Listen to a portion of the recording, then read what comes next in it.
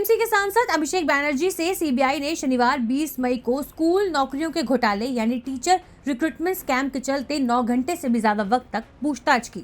बता दें, केंद्रीय जांच ब्यूरो सीबीआई ने शनिवार को कोलकाता उच्च न्यायालय के आदेश का पालन करने के लिए टीएमसी के राष्ट्रीय सचिव अभिषेक बैनर्जी से 9 घंटे से भी ज्यादा वक्त तक पूछताछ की। ये जांच पश्चिम बंगाल में भर्ती घोटाले में चल रही जांच का ही एक हिस्सा थी।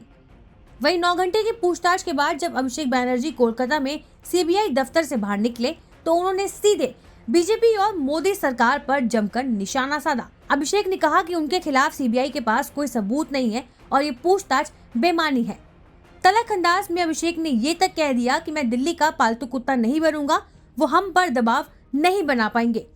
कोलकाता में सीबीआई मुख्यालय से बाहर आने के बाद अभिषेक बैनर्जी ने कहा कि पूछताछ का सारांश 0 था, लेकिन अभिषेक बैनर्जी ने इस दौरान अमित शाह और उनके बेटे जय शाह पर भी बड़ा आरोप लगा दिया।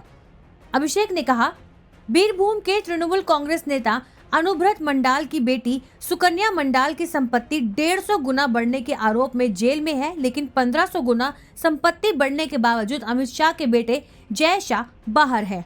वहीं अभिषेक बैनर्जी ने सीबीआई के निजाम पैलेस कार्यालय के बाहर पत्रकारों से कहा कि पूछताछ उनके और सीबीआई अधिकारी दोनों के लिए समय की बर्बादी थी, लेकिन उन्होंने जो कुछ पूछा गया उसमें उन्होंने सहयोग दिया। अभिषेक ने आगे कहा, मैं दिल्ली के आकाओं का पालतू कुत्ता नहीं बनूंगा, इसलिए निशाना बनाया गया हूं। पूछताछ करना सीबीआई अधिकारियों और मेरे लिए समय की बर्बादी थी। तृणमूल कांग्रेस के नेता झुकना नहीं चाह रहे, इसलिए उन्हें परेशान किया जा रहा है, जबकि विभिन्न मामलों में शामिल बीजेपी के नेताओं को खुला छोड़ दिया गया है। आपको बता दें कि अभिषेक बैनर्जी का नाम कुंतल घोष द्वारा एक शिकायत में सामने आया था, जिसमें उन्होंने आरोप लगाया था कि केंद्रीय जांच एजेंसी उन पर स्कूल घोटाले के मामले में अभिषेक बैनर्जी का नाम लेने का दबाव बना रही थी। सीबीआई की पूछताछ से बचने के लिए पिछले हफ्ते अभिषेक बैनर्जी ने कोलकाता हाई कोर्ट में अंतरिम जमानत की अपील भी की थी, लेकिन कोर्ट ने न सिर्फ उनकी अपील खारिज कर दी, बल्कि वक्त बर्बाद करने के लिए 25 लाख का जुर्माना भी लगा दिया। अब जरा समझने की कोशिश करते हैं कि आखिर शिक्षक भर्ती घोटाला है क्या। बंगाल में हुआ यह घोटाला साल 2014 का है।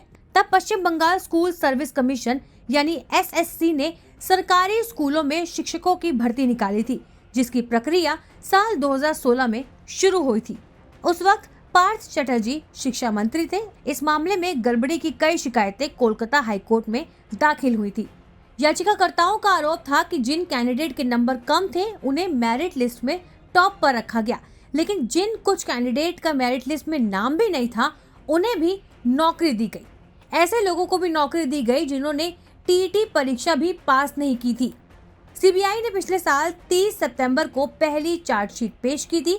इसमें पूर्व शिक्षा मंत्री पार्थ चटर्जी समेत 16 लोगों के नाम थे। ईडी ने पार्थ चटर्जी और उनकी करीबी अर्पिता मुखर्जी को गिरफ्तार किया था। पार्थ 23 जुलाई 2022 से जेल में है। उनकी जमानत याचिका खारिज हो चुकी है। हालांकि एक तरफ बीजेपी जहां इस जांच को सच्चाई की जीत बता रही है, तो मुख्यमंत्री ममता बनर्जी बुरी तरह से भड़की हुई हैं।